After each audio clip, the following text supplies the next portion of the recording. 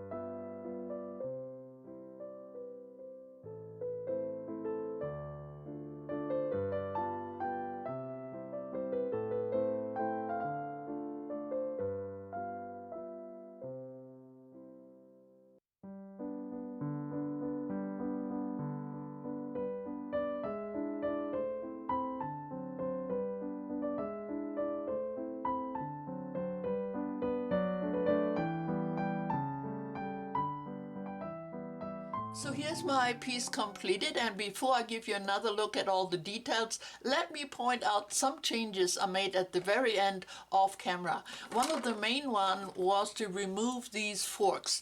Now I like to work with very ordinary looking pieces, but these things, I don't know, they were just a bit too forky. I don't know how to explain it, but it didn't sit right with me. So I replaced them with a broken piece of jewelry in a form of a leaf. It also has some great dimension, and together with this pretty brooch and another nicely textured piece here by its eye, I was able to refill this area, and I like it much better. I also added this little half moon just for a bit more dimension. I added some jewelry links here for some small feathers, I guess, and added a few little doodads on the wing and leaf here just to make it blend in better with the rest. Now when I used my gold leafing, it worked really well on the Celtic knot and on the other elements, even on this chain, but I had also added it right here as a division between the two parts of his beak, and that really didn't show up well. So instead I just painted it black, and I believe it gives enough contrast. So after I glued this thing down, I also added some varnish. It has a very, very light satin shine, and then I added these nails. Now these are decorative furnishing nails. I think they look cool, and of course they give it some extra stability. Here I also added a hanger. And yeah, those are the only changes I made. Now I know throughout my process my footage was a bit choppy. I jumped ahead quite a bit because I changed my mind so many times and took up certain elements to change them and so on. It's always a bit tricky for me to edit it properly, but I think you got the general idea. Now I do want to point out some details I added to this that you may have missed earlier. So here is an old-fashioned pen tip. There's a little bicycle, there's a foot. There's of course the watermelon and the wing. There's a phone handle. Then over here we have one of those Egyptian bugs. There's a little guy sitting up, held up by an arm. There's a foot. There's one of those British telephone booths. Let's see, we have a skull, and we have a second one down here.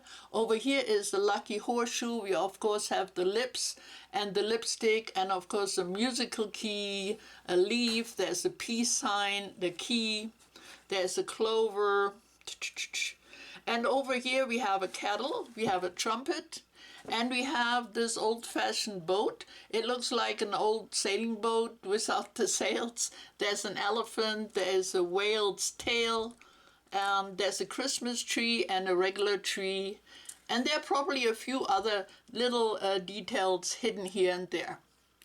So that's it though for today. I think it has a lot of interesting things to it. I like these little wires I added. The compass here works. It's of course hard to use with this thing hanging on the wall, but it has a little water bubble in it, which I think is really cool. The thermometer works, and this of course turns. Nice glossy eye, and that's it. So I hope you enjoyed today's video and this project, and there will be some photos coming up. Now before I go, I want to mention something about glue. You know, my favorite go-to is definitely the E6000. It works really well, and just recently I had taken apart some old assemblages, and man, this stuff is strong. It was really hard to even pry off just a few of the items. So definitely my go-to glue. Now they came out with a new version, the E6000 Plus. Does it glue well? Yes. It doesn't smell right. But this tube is just as expensive as the big one, so more costly. And it's really a pain to clean up. I got this on my craft mat, and it just would not come off. It took me forever. This, if it adds up on here, if I let it dry, I can just peel it off. So I didn't like this very much.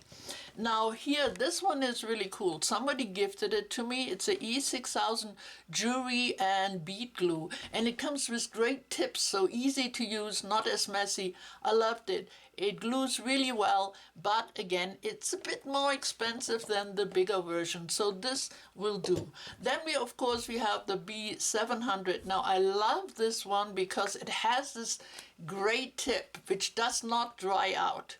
Now, some of the other smaller things come with tips, but those will dry and you have to replace them. This one is permanently in there. I like it for just the little bits. Now, it's a bit expensive as well, but I go through this pretty slowly. So anyway, that's my little feedback on the glues. But that's really it for today. I see you soon again. Take care and bye for now.